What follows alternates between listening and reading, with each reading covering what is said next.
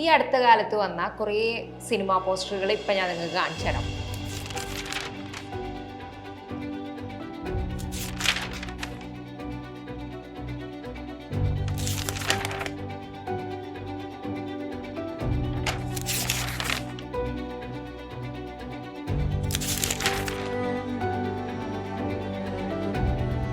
ഇതിൻ്റെ ഒക്കെ പിന്നിലുള്ള ബുദ്ധികേന്ദ്രമായിട്ടുള്ള എസ്തെറ്റിക് കുഞ്ഞമ്മ എന്നൊരു ഗ്രൂപ്പിൻ്റെ അതിൻ്റെ ഒരു തലയായിട്ടുള്ള അരുൺ അജികുമാറാണ് ഇന്ന് മീഡിയ വണ്ണൊപ്പം ഉള്ളത്. ഇപ്പോൾ സ്വാഗതം.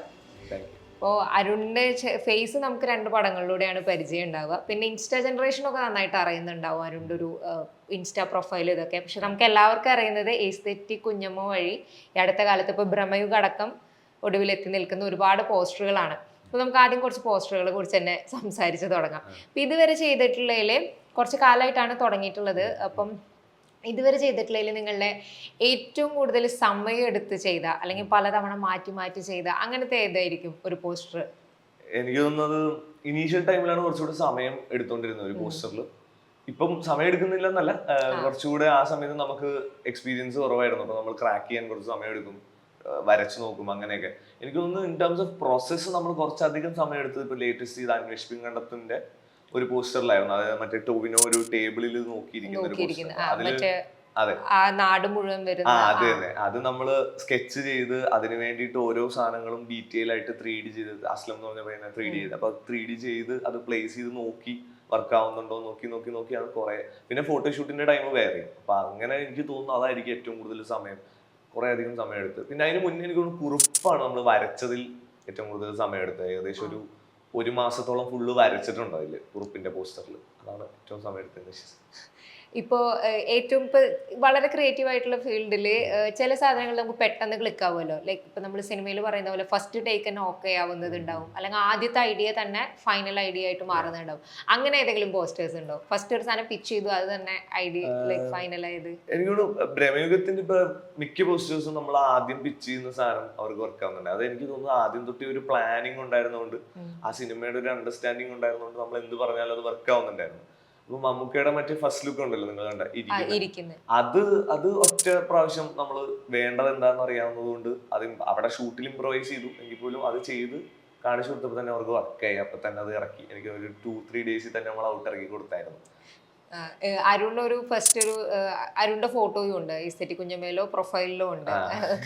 അതിരിക്കുന്നത് കാണിച്ചു കൊടുത്തിരുന്നു. പിന്നെ നമുക്ക് കുറച്ചുകൂടെ എക്സ്പ്രഷൻസ് ഒക്കെ, ബിക്കോസ് അദ്ദേഹത്തിനാണ് ആ ക്യാരക്ടറിനെ കുറച്ചുകൂടെ അറിയുന്നത് എന്നുള്ളതുകൊണ്ട്.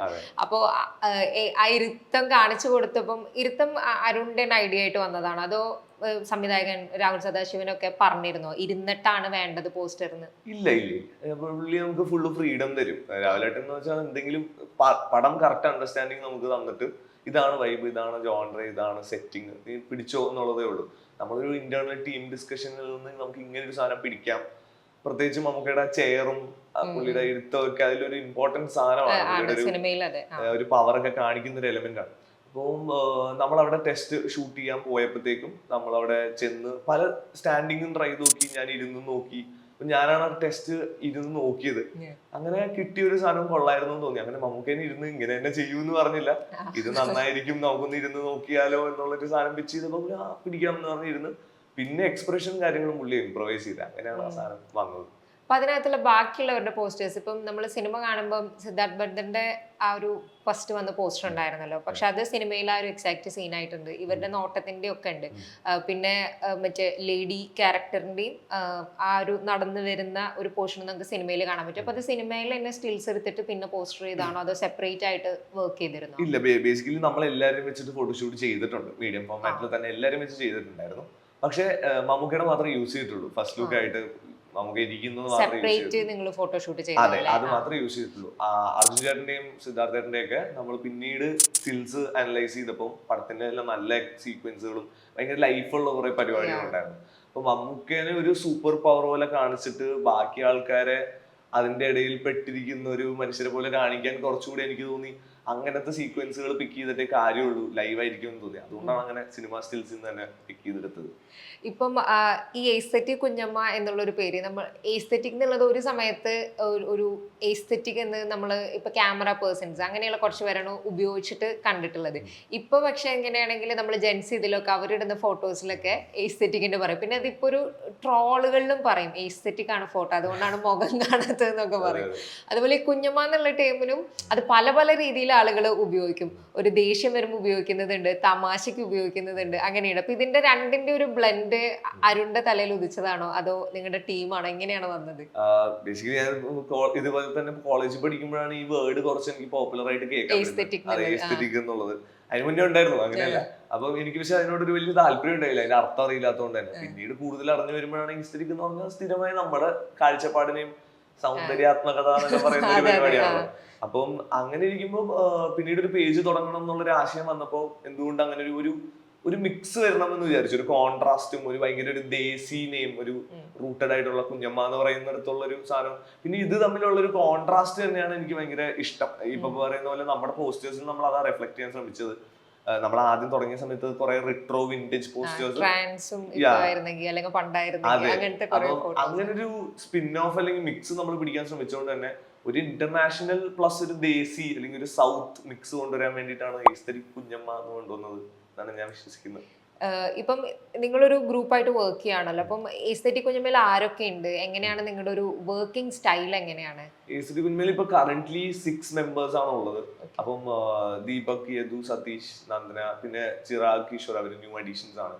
അപ്പം ബേസിക്കലി നമ്മുടെ ടീമിൽ എല്ലാവരും ഓരോരോ വർക്കിൽ ഡെഡിക്കേറ്റഡ് ആയിട്ടാണ് ഇരിക്കുന്നത്. ഇപ്പൊ ടൈറ്റിൽ ഫോക്കസ് ചെയ്യുന്നത് ഏത് ടൈറ്റിലാണ് ഫോക്കസ് ചെയ്യുന്നത്. ഇപ്പൊ അസ്ലം എന്ന് പറഞ്ഞാൽ മിസ് ചെയ്ത അസ്ലം 3D ആണ് ഫോക്കസ് ചെയ്യുന്നത്. അപ്പം ഒരു സിനിമ തുടങ്ങുമ്പോൾ തന്നെ അതിന്റെ ഒരു പ്രോസസ്സിന്റെ ഭാഗമായിട്ട് നമുക്കൊരു നറേഷൻ കിട്ടുകയും അല്ലെങ്കിൽ നമുക്ക് സിനിമ കാണാൻ പറ്റുകയും തീർന്നിട്ടുണ്ടെങ്കിൽ കാണാൻ പറ്റുകയൊക്കെ ചെയ്യും. അപ്പൊ നമ്മൾ ടീമായിട്ട് തന്നെ മാക്സിമം അത് കണ്ട് അല്ലെങ്കിൽ കേട്ട് നമ്മൾ പിന്നീട് ഒരു ഇന്റേണൽ ഡിസ്കഷൻ ഇടാറുണ്ട്.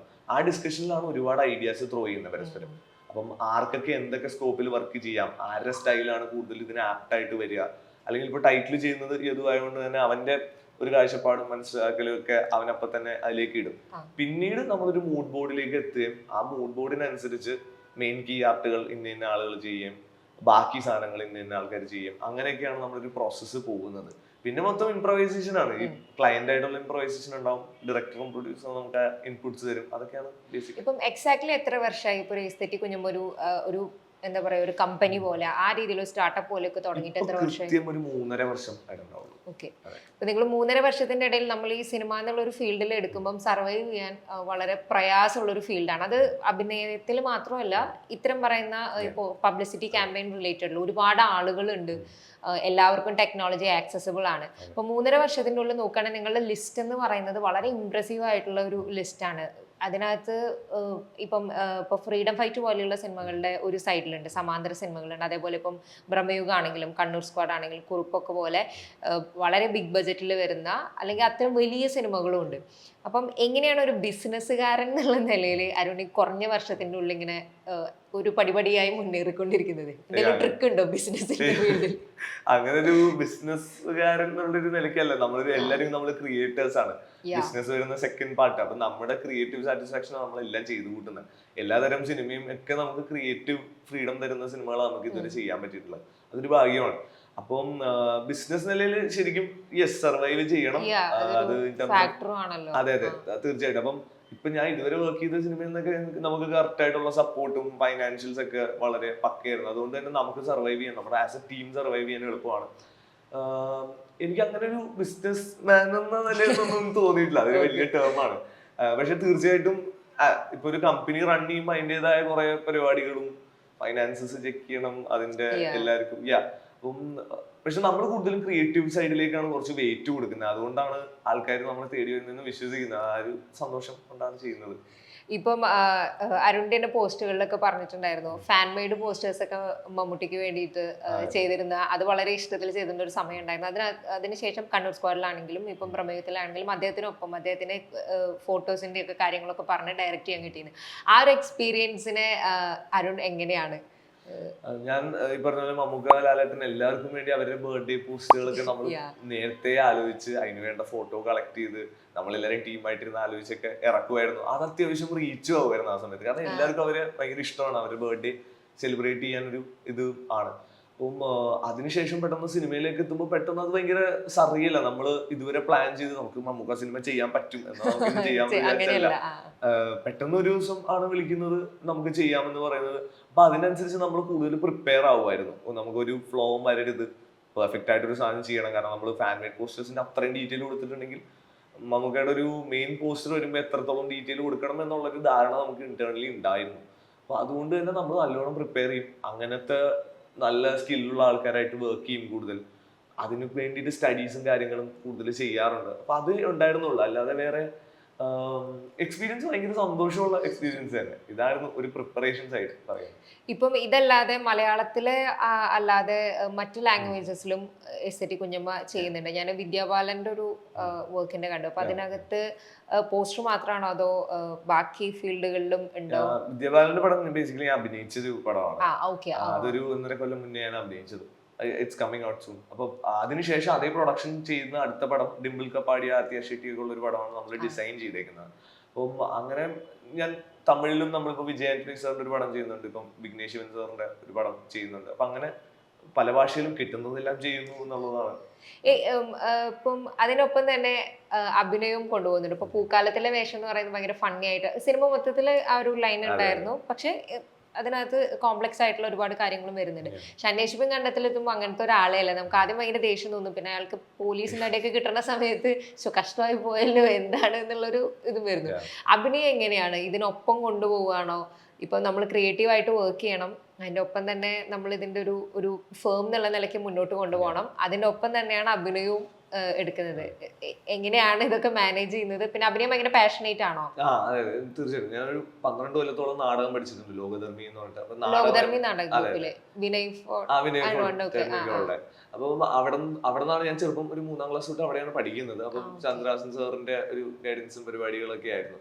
അപ്പം അതിന്റെ ഒപ്പം തന്നെയായിരുന്നു ഞാൻ ബാക്കി പരിപാടികളും ഷഫിൾ ചെയ്തോണ്ടിരുന്നത്, സ്കൂളും ഇതും എല്ലാം. അപ്പൊ അത് ഉള്ളിന്റെ ഉള്ളിൽ കിടപ്പുണ്ടായിരുന്നു, അഭിനയിക്കണം എന്നെങ്കിലും കയറണം. ഞാൻ ആദ്യമായിട്ട് ചെയ്യുന്നത് സ്കൂൾ ബസ് എന്ന് പറഞ്ഞൊരു സിനിമയാണ്, റോഷൻ സാറിന്റെ. അതിനുശേഷമാണ് കുറച്ച് നാൾക്ക് ശേഷം കുറച്ച് ആഡ്സ് പരിപാടി, പിന്നെയാണ് പൂക്കാലത്തിലേക്ക് എത്തിയത്. അപ്പം ഇത് മാനേജ് ചെയ്യാന്ന് പറഞ്ഞാൽ ഇപ്പൊ ബേസിക്കലി നമ്മുടെ ടീം ഇപ്പൊ വളരെ സ്ട്രോങ്ങും വളരെ കമ്പോസ്ഡും ആയതുകൊണ്ട് ഈസിലി നമ്മളൊരു വർക്ക് സ്റ്റാർട്ട് ചെയ്ത് കഴിഞ്ഞാൽ അതിന്റെ ക്രിയേറ്റീവ് പ്രോസസ്സ് എല്ലാം വളരെ ഫ്ലോയിൽ തന്നെ അത് ഹാപ്പൻ ചെയ്യും. പിന്നെ പ്രത്യേകിച്ച് ദീപക്, അവൻ കോ ഫൗണ്ടർ ആണ്, അവനും ഭയങ്കരമായ ധാരണയും ഒരു ടീം കോർഡിനേഷൻ ഒക്കെ ഉണ്ട്. അതുകൊണ്ട് എനിക്ക് അങ്ങനെ ഇതുവരെയും ഒരു പ്രോബ്ലമാറ്റിക് ആയിട്ട് തോന്നിയിട്ടില്ല അങ്ങനെ മാനേജ് ചെയ്യാൻ. അപ്പം സിനിമയാണ് മൊത്തത്തിൽ പാഷൻ. അപ്പൊ അതിൽ എവിടെയൊക്കെ ടച്ച് ചെയ്യാൻ പറ്റുമോ അതൊക്കെ ചെയ്യുന്നേ ഉള്ളൂ. അല്ലാതെ അത് വേറെ ഇതില്ല. പ്രത്യേകിച്ച് ഇപ്പം ഞാനിപ്പോ അഭിനയിക്കാൻ പോകുന്ന സമയത്താണെങ്കിലും മോശത്തടയും ഇത് ഇങ്ങനെ ട്രാവൽ ചെയ്ത് നടക്കുമ്പോൾ എന്റെ കൂടെ ചിലപ്പോൾ ദീപക്കും വരും. അവിടെ ഇരുന്ന് നമ്മള് ഫ്രീ ടൈം കിട്ടുമ്പോൾ വർക്ക് ചെയ്യും. ഞാൻ ഫുൾ ടൈം ഇങ്ങനെ സംസാരിക്കും, വീഡിയോ കോൾ ഇടും. അങ്ങനെയൊക്കെ തന്നെയാണ് വർക്കും സംഭവിക്കുന്നത്. അതിന്റെ സൈഡിൽ കൂടെ നടന്നു പോകും എന്നുള്ളതാണ്. ഇപ്പം എസ്തെറ്റിക് കുഞ്ഞമ്മയുടെ ഈ പബ്ലിസിറ്റി ക്യാമ്പയിൻ റിലേറ്റഡ് വർക്ക്സില് ഇപ്പൊ നമ്മൾ പോസ്റ്റർ അല്ലെങ്കിൽ ടൈറ്റിൽ ഡിസൈൻ, അതിനകത്ത് ഇപ്പൊ ഒരു ടെക്നിക്കൽ സൈഡിൽ എടുക്കുമ്പോൾ ആരും എക്സാക്ട്ലി ചെയ്യുന്നത് എന്തൊക്കെ കാര്യങ്ങളായിരിക്കും? ഞാൻ ബേസിക്കലി ഇതിന്റെ ക്രിയേറ്റീവ് ഡയറക്ടറാണ്. ഞാനാണ് ഇതിന്റെ ഒരു ക്രിയേറ്റീവ് കോൾ ഫ്രം സ്റ്റാർട്ട് എടുക്കുന്നത്. അതിന്റെ എന്ത് ട്രീറ്റ്മെന്റ് പിടിക്കാം എന്നുള്ളതും അതിന് ഫ്രം സ്റ്റാർട്ട് അതിന്റെ ഒരു ഫോട്ടോഷൂട്ട് ഡയറക്ഷനും എല്ലാ കാര്യങ്ങളും സൂപ്പർവൈസ് ചെയ്യലും ഒക്കെ എന്റെ പരിപാടികൾ തന്നെയാണ്. അപ്പം സ്റ്റാർട്ട് ടു എൻഡ് ഒരു സാധനം പോസ്റ്റർ മോശമാണെങ്കിൽ എന്നെ വിളിച്ചാൽ തന്നെ പറയുന്നത്. അപ്പൊ ആ ഒരു ചുമതലയും എനിക്കുണ്ട്. സോ അതാണ് എന്റെ ഒരു. ഇനി എന്തൊക്കെയാണ് അപ്കമിങ് പ്രോജക്ട്സ് ഇനി നിങ്ങളുടെ എസ്തെറ്റിക് കുഞ്ഞമ്മയുടെ ആണെങ്കിലും അരുണിന്റെ അഭിനയത്തിന്റെ ആണെങ്കിലും രണ്ടിലും വരുന്നത്? എസ്തെറ്റിക് കുഞ്ഞമ്മയുടെ ഞാൻ ഇപ്പൊ പറഞ്ഞ പോലെ നമ്മുടെ ഒരു ഹിന്ദി ഫിലിമാണ് നമ്മൾ ഇറങ്ങാനിരിക്കുന്നത്. വിഘ്നേഷ് ശിവൻ സാറിന്റെ പ്രദീപ് രംഗനാഥൻ അഭിനയിക്കുന്ന ഒരു പടമുണ്ട്, LIC എന്നാണ്. അതിപ്പോ ടൈറ്റിൽ മാറ്റി വേറൊന്നും ഉടനെ അനൗൺസ് ചെയ്യും. പിന്നെ തമിഴിൽ വിജയ് ആന്റണി സാറിന്റെ ഒരു പടമുണ്ട്, തെലുങ്കില് 2 ഫിലിംസ് ചെയ്യുന്നുണ്ട്. അങ്ങനെയൊക്കെ കുറച്ച് പരിപാടി. അഭിനയിക്കുന്നത് ഞാനിപ്പോ ലവ്ലി എന്ന് പറഞ്ഞൊരു പടം ചെയ്തിട്ടുണ്ട്, മാത്യു തോമസ് ദിലീഷ് കരുണാകരൻ ചെയ്ത. അതിനുശേഷം ഞാനിപ്പോ പറഞ്ഞ ഹിന്ദി ഫിലിമും ലിറ്റിൽ ഹാർട്സ് എന്ന് പറഞ്ഞൊരു പടം. ഓക്കെ. അപ്പൊ ഇനി എസ്തെറ്റിക് കുഞ്ഞമ്മന് മുന്നോട്ട് കാണുന്ന ഒരു അല്ലെങ്കിൽ നിങ്ങൾ ഒരു എക്സ്പാൻഷൻ ഒക്കെ ഉദ്ദേശിക്കുന്നുണ്ടോ? അതോ എന്താണ് എസ്തെറ്റിക് കുഞ്ഞമ്മ കാണുന്ന ഒരു സ്വപ്ന പദ്ധതികളൊക്കെ എന്തായിരിക്കും? നമുക്കൊരു പോസ്റ്റേഴ്സിൽ മാത്രമല്ല മൊത്തത്തിൽ ഒരു ക്രിയേറ്റീവ് ഫീൽഡിൽ ഒരു ഇമ്പാക്ട് ഉണ്ടാക്കണം എന്ന് നമുക്ക് ആഗ്രഹമുണ്ട്. ഓക്കെ. അതെങ്ങനെയെന്ന് പ്ലാൻ ചെയ്തിട്ടില്ല. വരുന്ന ഓപ്പർച്യൂണിറ്റീസ് എല്ലാം ടാപ്പ് ചെയ്ത് നോക്കണം. ഇപ്പൊ നമുക്ക് ഉള്ള മെമ്പേഴ്സ് ആണെങ്കിലും എല്ലാതരം സാധനങ്ങൾ ചെയ്യുന്ന ആൾക്കാരാണ്.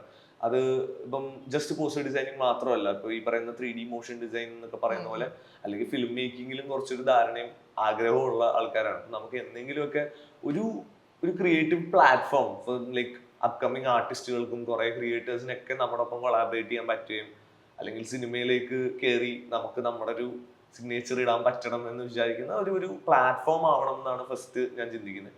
പിന്നീട് എപ്പോഴെങ്കിലും ഒക്കെ പറ്റുവാണെങ്കിൽ നല്ല കണ്ടന്റുകൾ പ്രൊഡ്യൂസ് ചെയ്യണം എന്ന് എനിക്ക് ആഗ്രഹമുണ്ട്. അതായത് നമ്മളെല്ലാവരും അതിന് വേണ്ടിയിട്ടും കൂടെയാണ് ചിന്തിക്കുന്നത്. ചിലപ്പോൾ ഒരു സിനിമയിലേക്കോ അല്ലെങ്കിൽ എന്തെങ്കിലും നല്ലൊരു പുതിയ ഇന്നോവേറ്റീവ് മാർക്കറ്റിംഗ് ടെക്നിക്ക് ആയിരിക്കാം, എന്തെങ്കിലും കൊണ്ടുവരണമെന്ന് ഭയങ്കര ആഗ്രഹമുണ്ട്. അത് എന്തെന്ന് തീരുമാനിച്ചിട്ടില്ല, പക്ഷെ ഇങ്ങനൊരു ആഗ്രഹത്തിന്റെ പുറത്താണ് മുന്നോട്ട് പോകുന്നത്. ഇപ്പം ഈ ഈ ഒരു 3.5 വർഷത്തിന്റെ ഉള്ളിൽ നേരിട്ടിട്ടുള്ള ഇപ്പൊ ഒരു പ്രതിസന്ധികൾ അല്ലെങ്കിൽ വെല്ലുവിളികളായിരിക്കാം പ്രതിസന്ധികൾ എന്നുള്ളത് വീട്. അപ്പൊ നിങ്ങൾ അങ്ങനെ ഓവർകം ചെയ്ത ഏതൊക്കെ തരത്തിലായിരിക്കും വെല്ലുവിളികൾ വന്നിട്ടുണ്ടാവുക?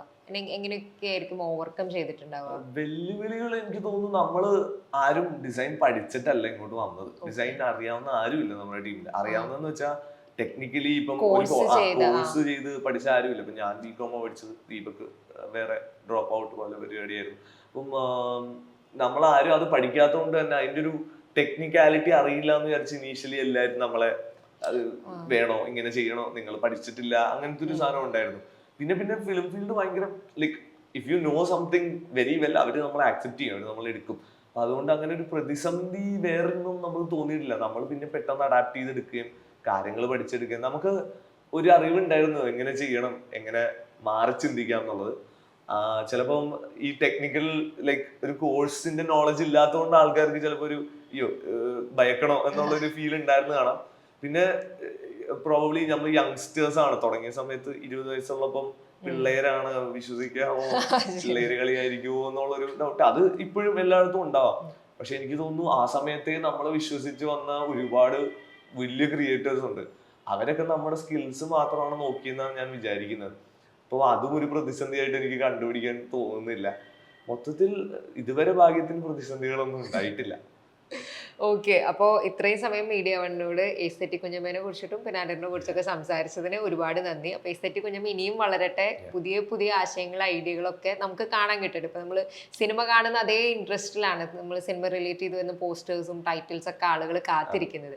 അപ്പോൾ ആ കാത്തിരിപ്പിന് കൂടെ നല്ല നല്ല ഐറ്റംസ് കൊണ്ടുവരാൻ നിങ്ങൾക്ക് സാധിക്കട്ടെ. Thank you so much.